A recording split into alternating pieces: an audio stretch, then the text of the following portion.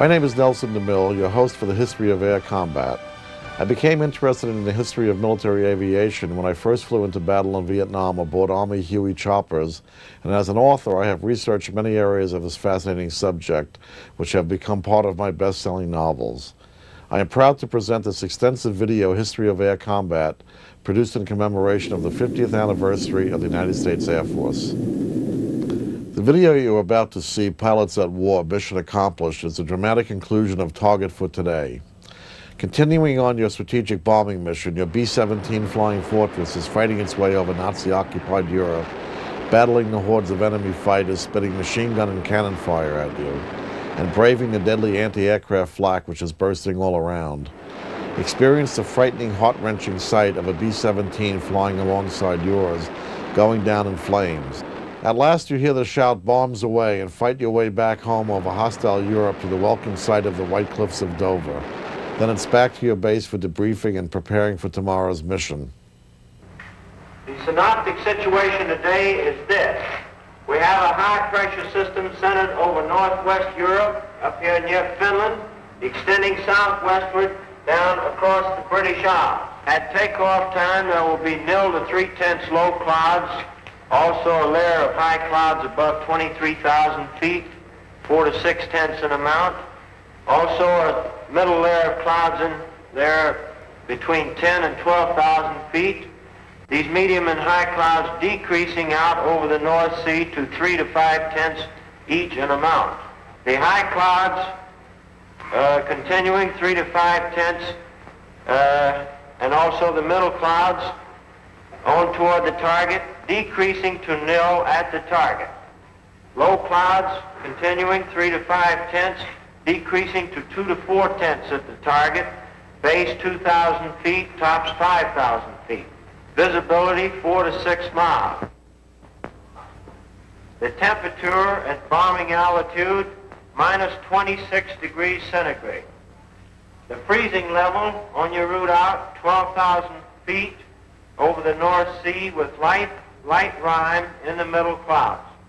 As you return back to base, that freezing level will lower to about 7,000 feet, continuing light rime in your middle clouds. Now on the return route, weather will be very similar to your route out, except your clouds increasing in amount as you proceed back across the North Sea. Base on return, visibility 4 to 6 miles. A flak officer briefs the 389th Group of the 2nd Division going to Danzig. Now, gentlemen, this morning, because we are going to cross the Danish coast at such a relatively low altitude, we've planned the route so as to avoid as much flak as possible. At any rate, any flak that you do encounter will be merely a deterrent in nature. However, you can expect heavy flak batteries at a place where we make landfall here at Namindegab, about a mile south of Kursk. Also, there are known to be other heavy batteries 8 miles south of Kursk, there on the coast at Hen. Other batteries are known to be located here at Korsor, 20 miles south of Kursk, on the island of Skelland. From then on to the target, you will have very little flak. Now, while you're crossing the coast and when you're over aerodromes and cities in Denmark, you are advised to take evasive action. Now then, when you get to the target itself, your anti-aircraft fire from the ground will be known to be supported by fire from naval units. Now, for those of you who have never been fired on by a naval unit, I want to add that naval units can put up a hell of an intense barrage, and you want to look out for it. An operations officer briefs the crews of the 94th Group of the 3rd Division. This group is leaving a formation to Mariensburg today. The 880th will be high group and the 764th will be low group. Bomb load of each ship will be 3 1,000-pounders, use 1/10 nose and 1 100th tail. Get that, bombardiers. You'll also carry 5 M47A incendiaries. You'll have full Tokyos, 1,000 gallons extra. Takeoff will be normal, assembly 1,000 feet over the field. After takeoff and assembly, proceed up this line to this point. This will be your combat wing assembly line. You'll leave the coast at this point here, that's Splasher 15. Let's not have any stooging around over England. It's a long haul.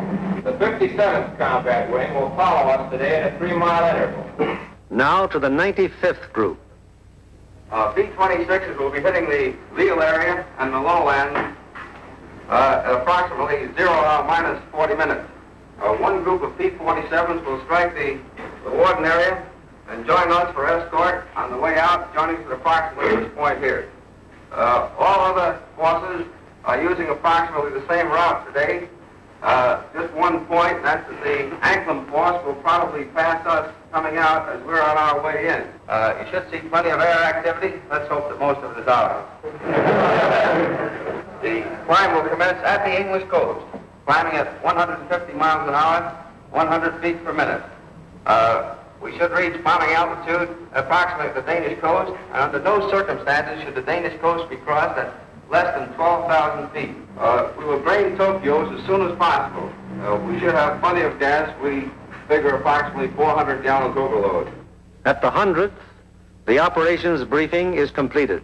Fly loose formation today, with groups echelon to the right until a point 75 miles from the enemy coast, where a normal combat wing formation will be assumed. For visibility, everybody use Aldous lamp. The Royal Navy will be out patrolling with sea routes, so any crews that have to ditch will probably be rescued very quickly. The Commanding General of Bomber Command asked us to put out a special effort today, so let's give it to him. The commanding officer of the group invariably has a few words to say. Men, the going's going to be rough. You're going to have to bow your necks in there and stay in there and pitch every minute. Now, gentlemen, this is the type of target you don't want to have to go back after the second time. If you fly a good, tight formation, get a good, dense pattern on that target, we won't have to. This Anklam crowd down here may pull most of the fighters off of us. However, that's just a guess. So particularly for you gunners, you've got to be on the ball from the Danish coast onto the target. Flak will be heavy, probably accurate. You've been through worse before. Remember that your biggest enemy is still the single-engine fighter plane. Now, you bombardiers, take your time in going in on your releases. And don't allow the flak to worry you. It's merely to break up your formation. Now, if you get in any trouble up in this area, remember you can always board Sweden. Get down, it's a neutral country. And it's close over there. Could be rough. Don't think it'll be too bad. And whether it's easy or rough, I'll be sitting out in front, taking the whole works in. The main briefing over, the pilots, navigators, bombardiers, radio operators, gunners receive separate specialized briefings. These briefings are very technical and very thorough, and are held so that every member of the combat crew will understand exactly what he can expect and what is expected of him. Any lack of thoroughness here might very well result in the failure of a mission.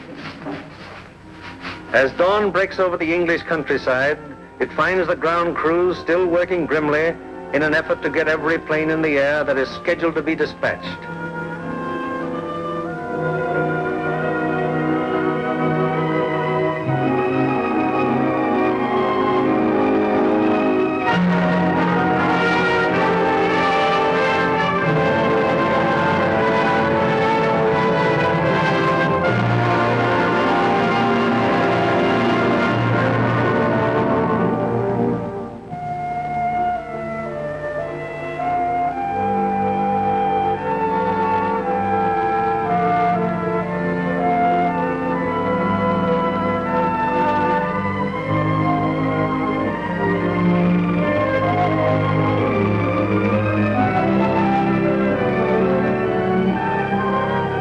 These men take as fierce a pride in their planes as do the air crews.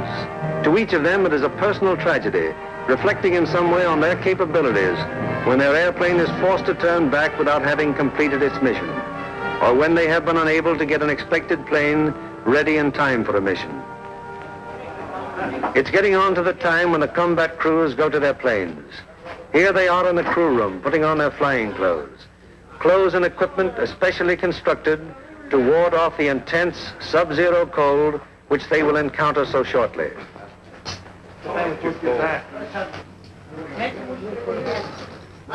All air crew members receive escape kits containing equipment that will help them get back to safety if they are forced down in Germany or in occupied territory. The pilots, co-pilots, navigators and bombardiers are also issued battle folders containing the maps which will be of such vital importance to them in the prosecution of the mission. The men turn in all personal papers and valuables, which might serve to give the enemy information in case of capture. Some of the crew members turn to their chaplain, whose ministrations are always available to the men of the bomber bases. Most of all, it was the effort of being all with concern and all my love. I firmly resolve with the help of thy gracious sister, confess my sins, weakness, and amend my life. Amen. Vegliare bestolo potenzies et mystificas vestis perica fossa vitam aeternam. Amen. Indulgentiam absolutionem Michel peccatum respondim.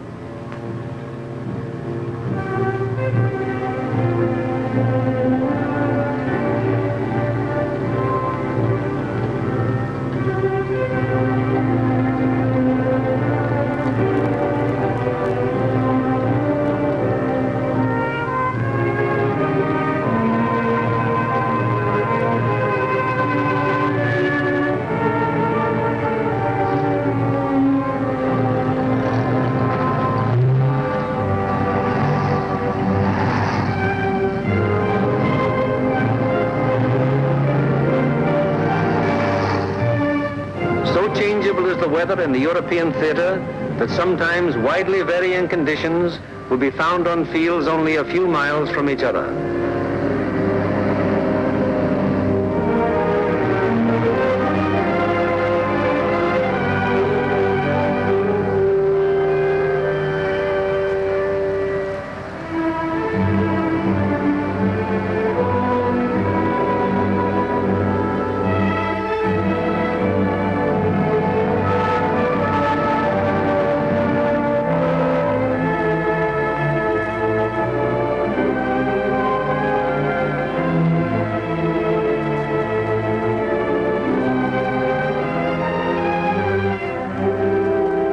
And now the last briefing of all, the final intimate conference around each airplane as the pilots recheck the details of the mission with their crews.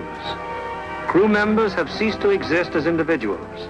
They are now 10-man teams, and on the excellence of their teamwork will depend the success of the operation.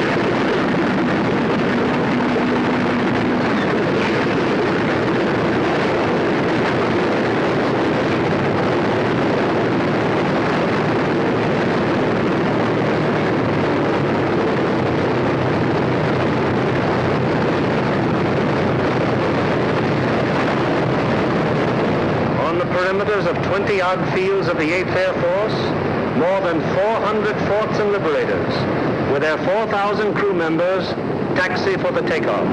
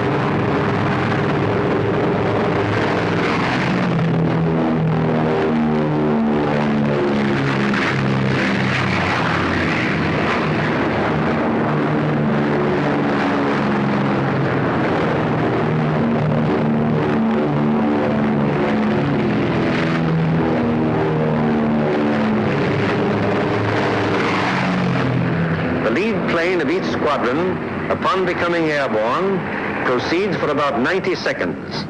It banks sharply to indicate its turning point, then goes into a slow left turn. Each successive plane in the element turns as soon as the pilot sees the plane in front of him turn.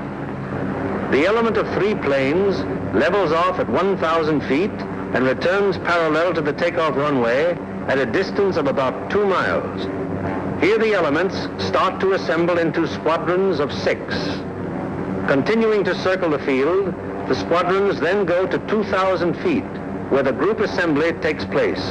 This accomplished, the group now moves on to the combat wing assembly point.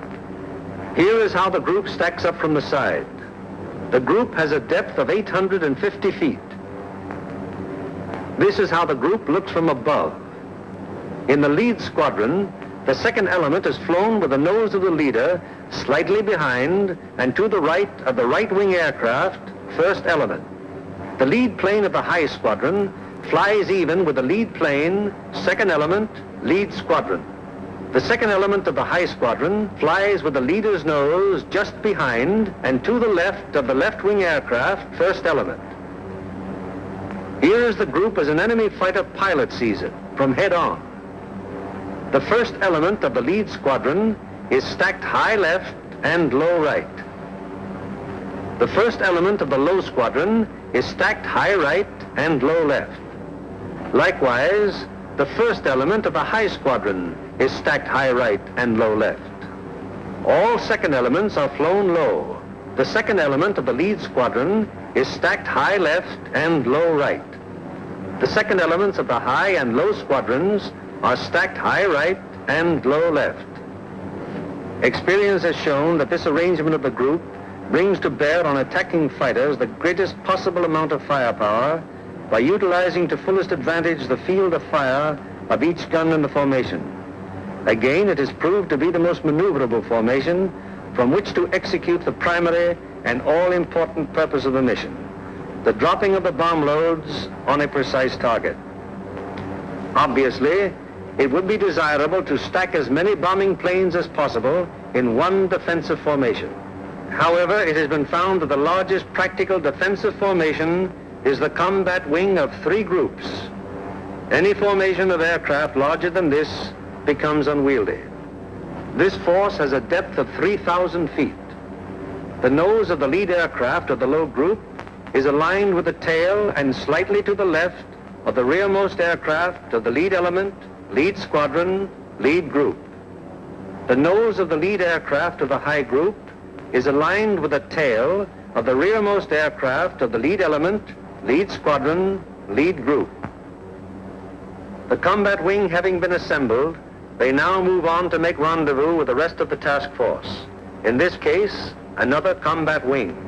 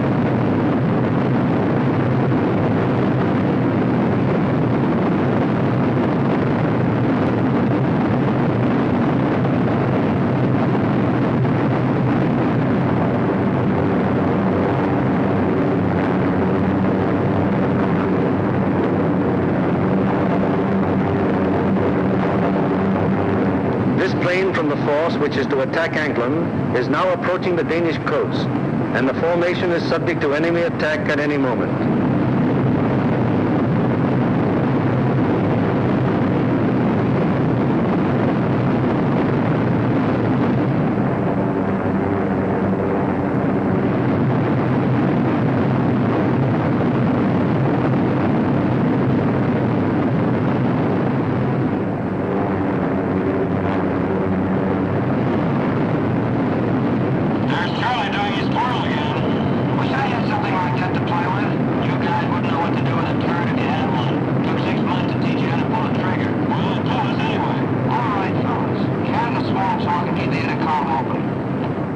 It is now 10:30 hours, and Denmark has been penetrated to some distance without any great opposition as yet. So far, there has been only some light and inaccurate flak at the coastline. some flank guns have opened up on us.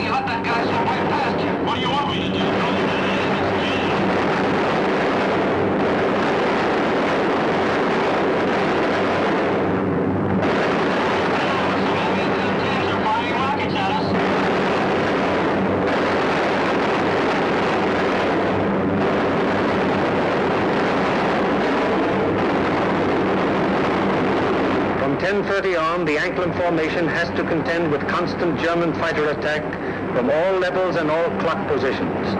During this time, the gunners aboard the fortresses knock down fighter after fighter. However, the gunnery of the forts, no matter how sensational it may be, is only to ensure the successful performance of the mission. It is not the job or purpose of forts or liberators to seek out action with enemy fighters. They merely defend themselves against enemy fighter attack so that they can destroy their target and bring their crews back safely to their home bases.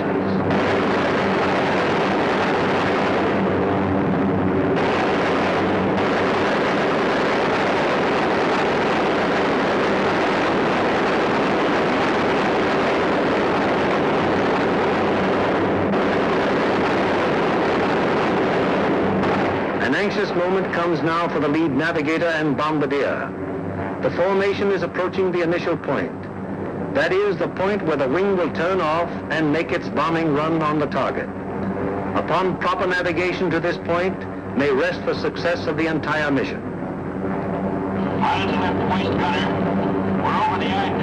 Release fires. Waist gunner to pilot. Roger.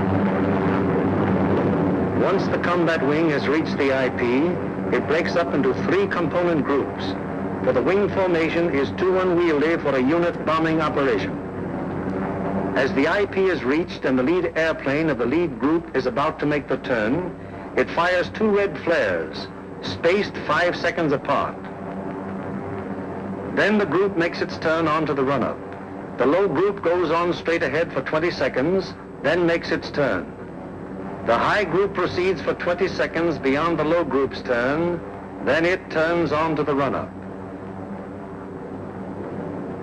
The most critical defensive period in the mission has begun. The wing, to accomplish most efficiently its primary purpose, the bombing of the target has sacrificed its mutual defensive firepower, and the groups are thrown on their own. Now the crucial moment is almost here, the moment around which the entire mission revolves.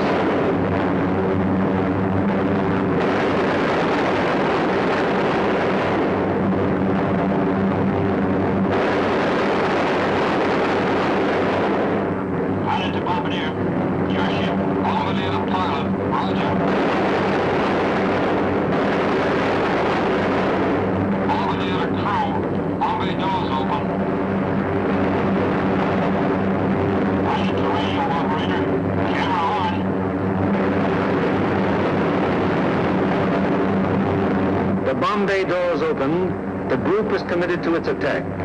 No evasive action may be taken until the bombs are away. And at this time, the formation is most vulnerable to attack, both from flak and enemy fighters.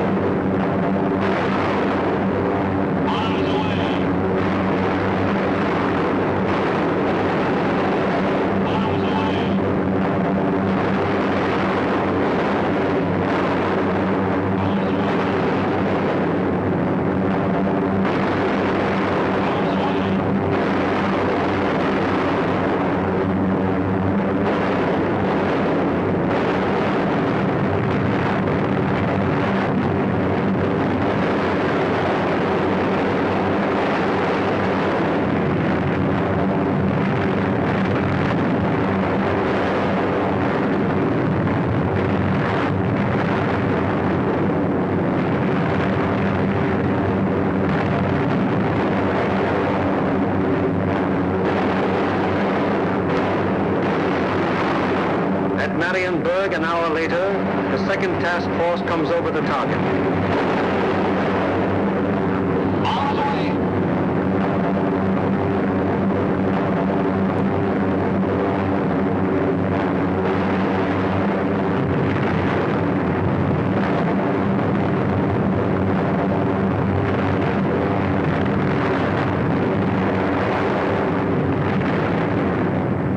Task force comes over its target at Danzig. Bombs away!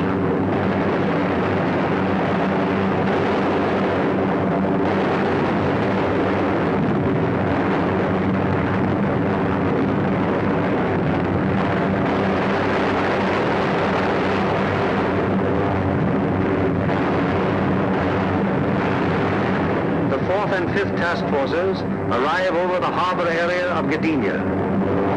Bombs away!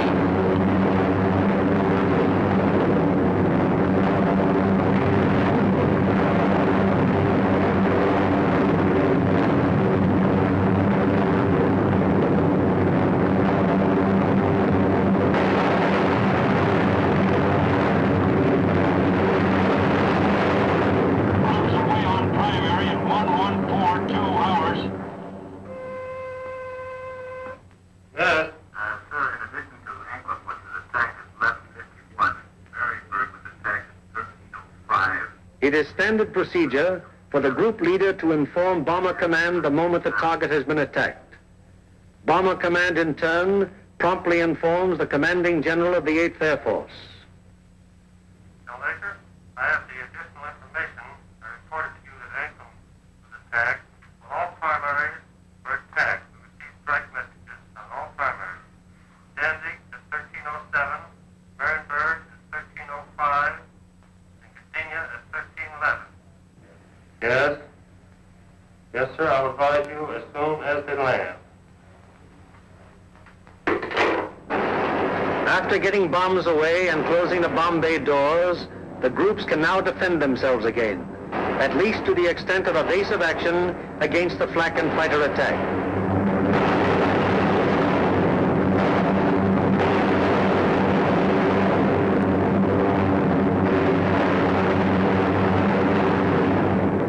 The lead group flies a straight course for 15 seconds before turning off to the rally point. The lead group then proceeds to the rally point at an indicated airspeed of 155 miles per hour, making S-turns meanwhile to permit the trailing groups to catch up. The lead group crosses the rally point at a height 1,000 feet lower than bombing altitude. The succeeding groups will close with the lead group as quickly as possible to regain the defensive combat wing formation. The following groups need not necessarily pass exactly over the rally point in regaining wing formation. In the meanwhile, the Marauders take off to fulfill their part in the day's operation.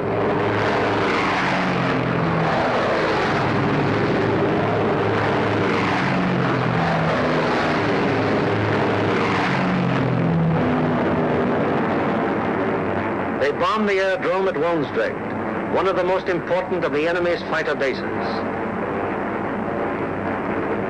This blow by the medium bombers is timed so as to provide the maximum interference with the enemy's capacity to intercept our withdrawing heavy bombers. Last off are the fighters. Their great speed will enable them to reach the Leeuwarden district in a short time, sweep the area clear of enemy fighters, then give the heavy bombers withdrawal support from the enemy coast home. At the fields, it's getting on towards the most nervous of all times, the estimated time of return. Everyone who stays behind sweats out this period at the end of each mission. Here at the control tower, at the dispersal areas, at the Red Cross, at the Officers Club, everywhere on the field, the one thing paramount in everyone's mind is that the group is due back.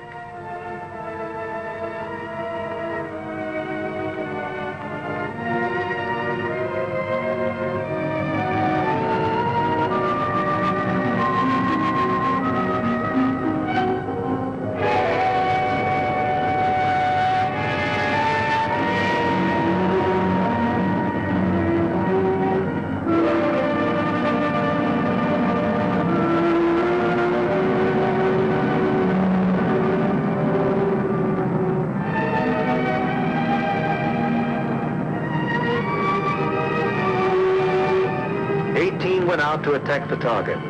How many have returned? 1, 2, 3, 4, 5, 15, 6, 17, 18. 18 dispatched, 18 returned. 23 dispatched,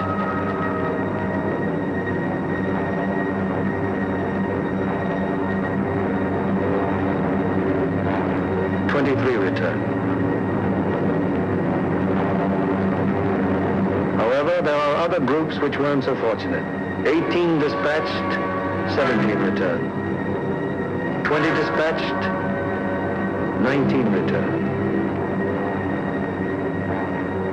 20 dispatched, 14 returned. 19 dispatched, 18 returned. 20 dispatched, 10 returned. 18 dispatched, 8 returned.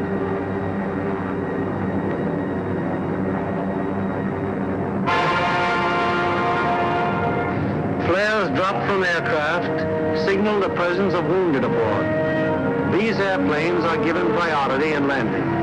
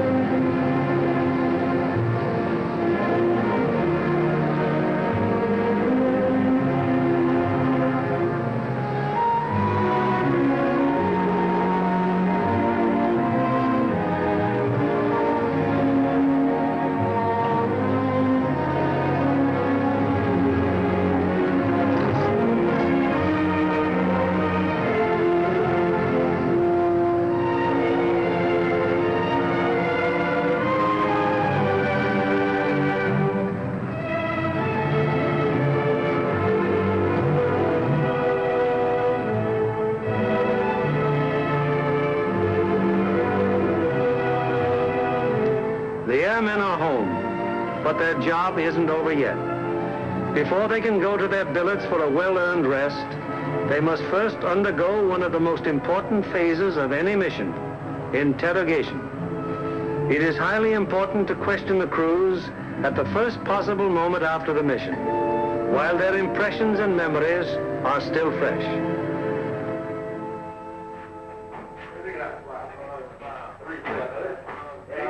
Crews who have anything of immediate importance to report go at once to the hot newsroom. Hello, boys. How are you? Well, kind of long, not too tough. Best bombing job we've ever done. Good, good. Somebody in trouble? Yeah, we saw one B-17 go down there just before we made landfall.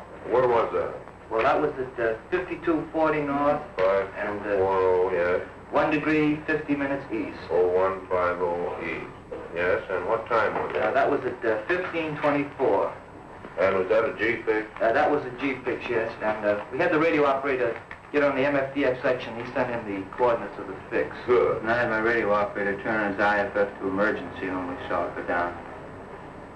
Okay. And what happened? Well, the ship went down, apparently under control, and saw it hit the water. Yes, I was looking through the glasses, and I saw 2 dinghies come out, and 10 men, apparently all of them came in. Good. And what altitude were you? We were at 5,000 feet at the time. Okay, anything else? No. Settle up for a cup of coffee. It's waiting for you, boy. Okay, thank you.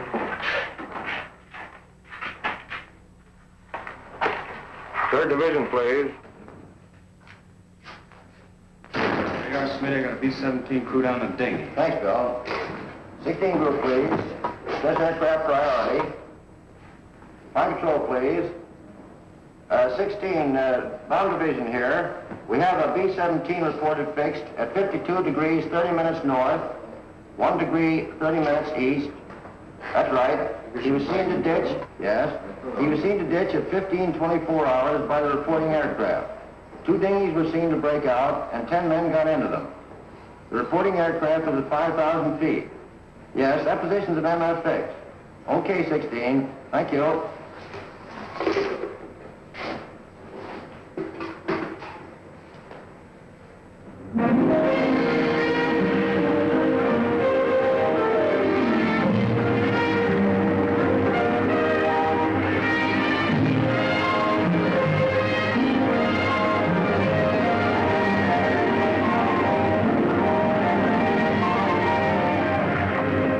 In one way or another, scores of our crews are saved by air-sea rescue from the English Channel and the North Sea and returned to combat service.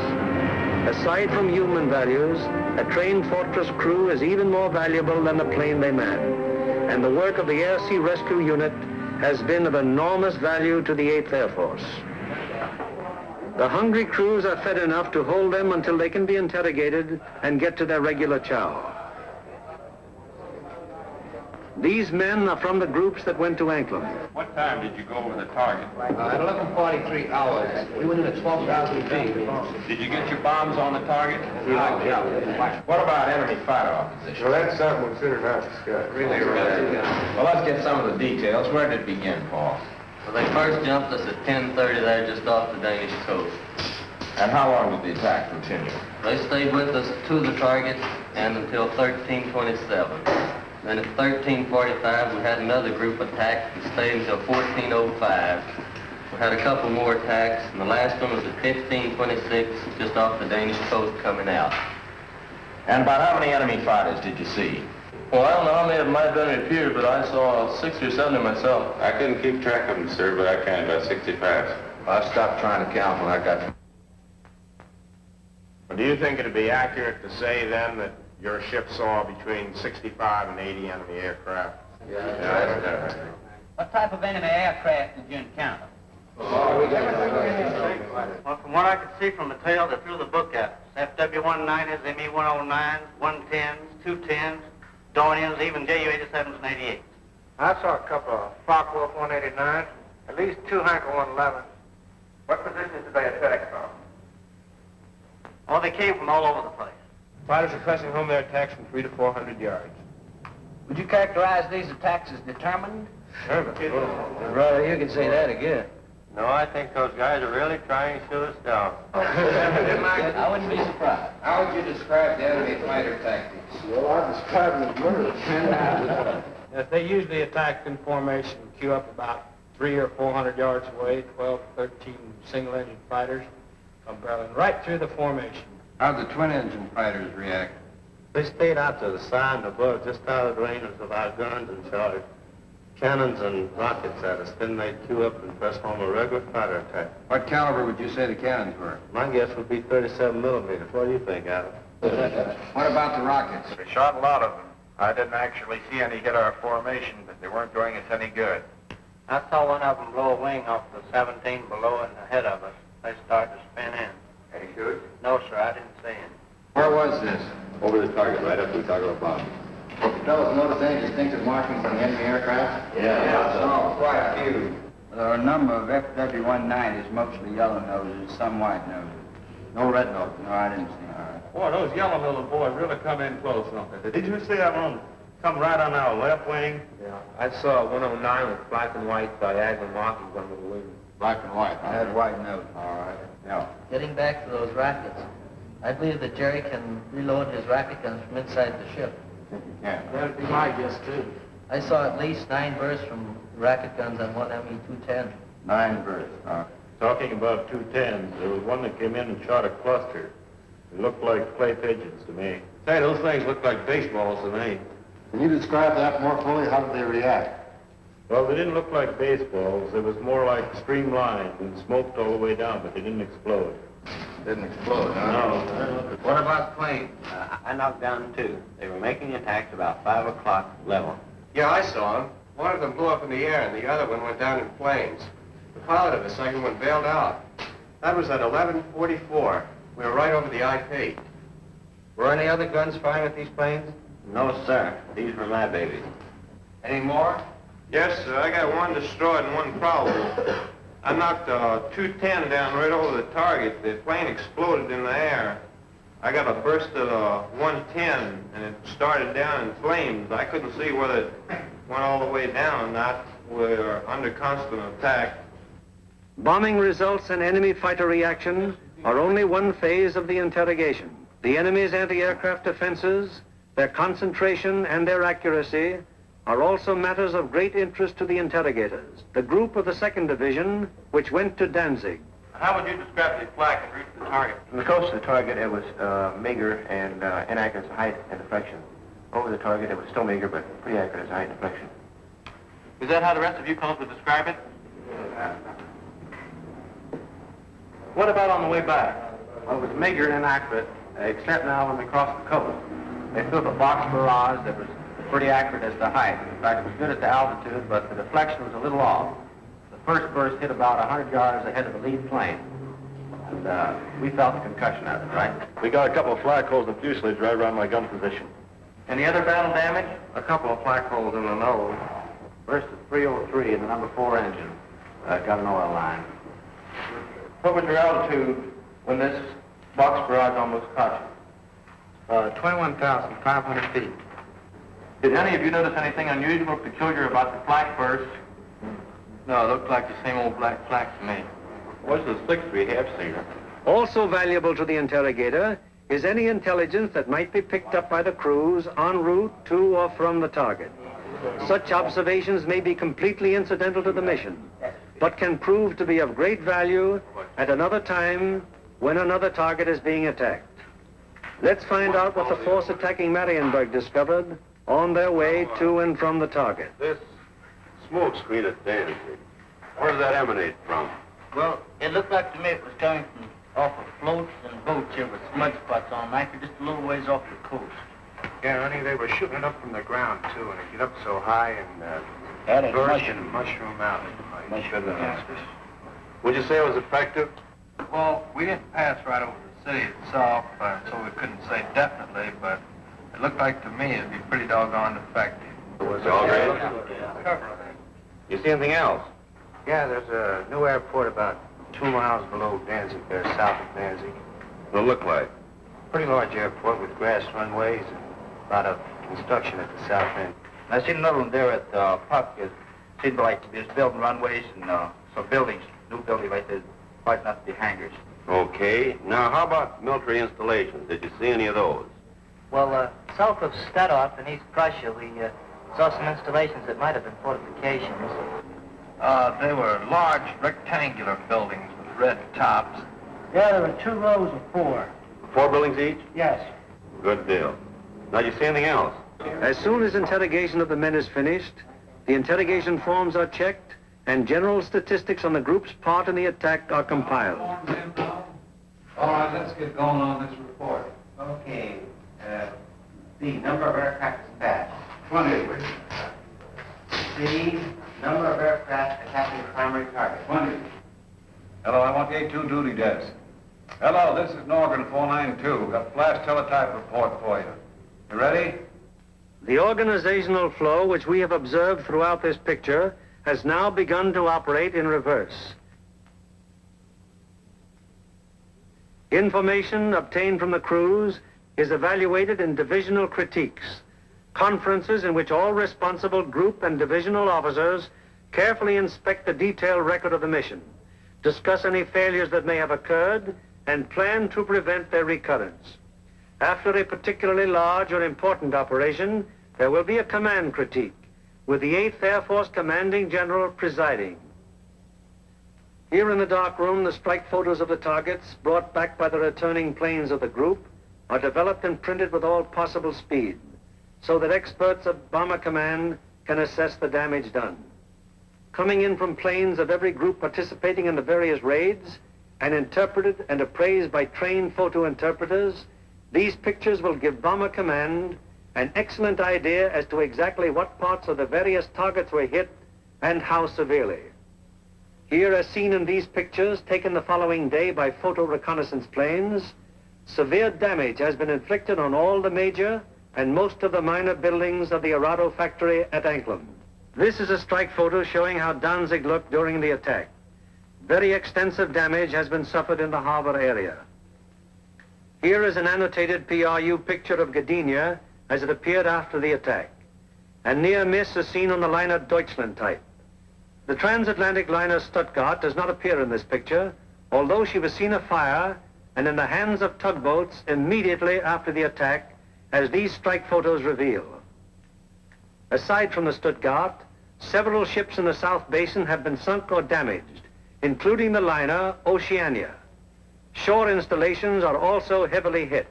At Marienburg, the PRU photo discloses that the damage was exceptionally severe, almost every building having been destroyed or seriously affected. General Arnold has characterized this attack as the greatest example of precision bombing on record. Other targets will be as thoroughly destroyed.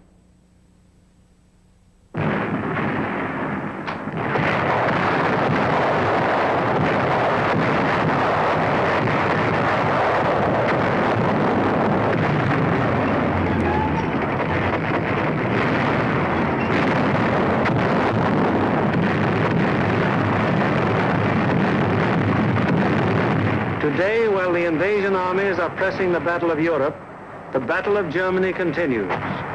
Day by day, whenever weather permits, heavy bombers roar out over the heads of the advancing ground forces, blasting away systematically at vital industrial installations hundreds of miles to the rear of the enemy lines. Now, in contrast to earlier days of strategic bombing, when forts and liberators fought their way alone, fleets of long-range fighters, Mustangs, Thunderbolts, Lightnings, convoy the big bombers all the way to their targets, targets which may be anywhere in German-occupied Europe. The flood of supplies so necessary to the survival of an army or a nation, synthetic rubber, steel, food, fuel, textiles, this flood is gradually being reduced to a trickle. And finally, even this thin, inadequate stream will die away.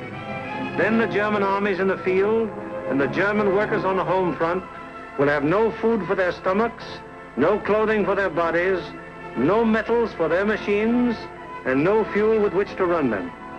Then the Battle of Germany will be won, and with it, the Battle of Europe.